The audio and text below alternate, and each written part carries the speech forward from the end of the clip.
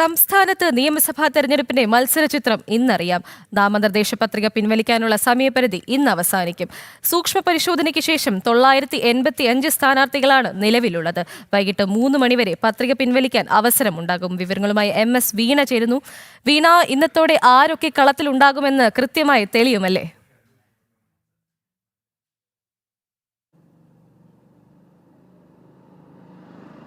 തീർച്ചയായും ഇന്ന് മത്സരത്തിൻ്റെ യഥാർത്ഥ ചിത്രം നമുക്ക് അറിയാൻ സാധിക്കുമെന്നുള്ളതാണ്. 2125 പത്രികകളാണ് 1154 വരുന്ന സ്ഥാനാർത്ഥികൾ സമർപ്പിച്ചത്. ഇതിൻ്റെ സൂക്ഷ്മ പരിശോധന കഴിഞ്ഞ ദിവസം പൂർത്തിയായിരുന്നു. ആ സൂക്ഷ്മ പരിശോധനയ്ക്ക് ശേഷം 269 നാമനിർദ്ദേശ പത്രികകളാണ് തള്ളിയത്. ബാക്കിയുള്ളത് 985 പത്രികകളാണ്. ഈ 985 സ്ഥാനാർത്ഥികളാണ് മത്സര രംഗത്തുള്ളത്. മുന്നണിയൊക്കെ സജീവമായി തന്നെ തിരഞ്ഞെടുപ്പ് അംഗത്തിലുണ്ടെങ്കിൽ പോലും ഇതുമായി ബന്ധപ്പെട്ടുള്ള നാമനിർദ്ദേശ പത്രിക പിൻവലിക്കുവാനുള്ള അവസാന ദിവസം ഇന്നാണ്. ഈ വിമതരെ അടക്കം അനുനയിപ്പിച്ചുകൊണ്ട്, ഡമ്മി സ്ഥാനാർത്ഥികളെ അടക്കം അനുനയിപ്പിച്ചുകൊണ്ട് നാമനിർദ്ദേശ പത്രിക പിൻവലിപ്പിക്കുവാനുള്ള നീക്കങ്ങളൊക്കെ ഒരു ഭാഗത്ത് നടക്കുന്നുണ്ട്.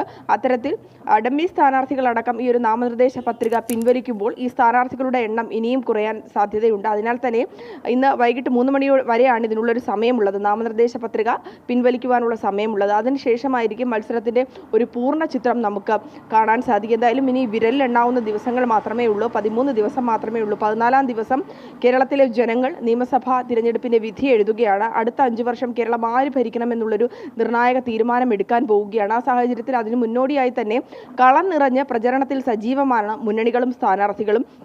വീടുകൾ കയറി ഇറങ്ങി വോട്ടർമാരോട് വോട്ട് അഭ്യർത്ഥിക്കുന്നുണ്ട്. ഒപ്പം തന്നെ വാഹന പ്രചരണ ജാഥ നടക്കുന്നുണ്ട്.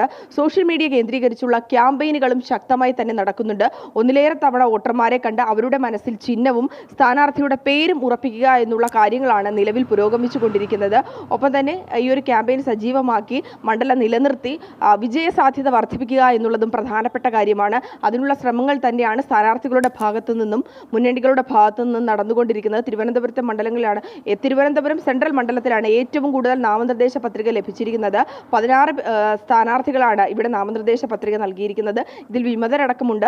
അവർ പിൻവലിക്കുമോ എന്നുള്ളതും ഏറ്റവും പ്രധാനപ്പെട്ട കാര്യമാണ്. എന്തായാലും കളം നിറഞ്ഞുകൊണ്ടുള്ള ഒരു പ്രചരണം തന്നെയാണ് നടക്കുന്നത്. ഈ ഒരു നടപടിക്രമം കൂടി പൂർത്തിയാകുന്നതോടുകൂടി ഈ മത്സരത്തിന്റെ ചിത്രം പൂർണ്ണമായും വ്യക്തമാവുകയും കളം നിറഞ്ഞുകൊണ്ട് പ്രചാരണ ആവേശം വർദ്ധിപ്പിക്കാൻ തന്നെയാണ് സ്ഥാനാർത്ഥികളുടെയും മുന്നണികളുടെയും തീരുമാനം. ശരി, വീണയാണ് വിവരങ്ങൾ പങ്കുവച്ചത്.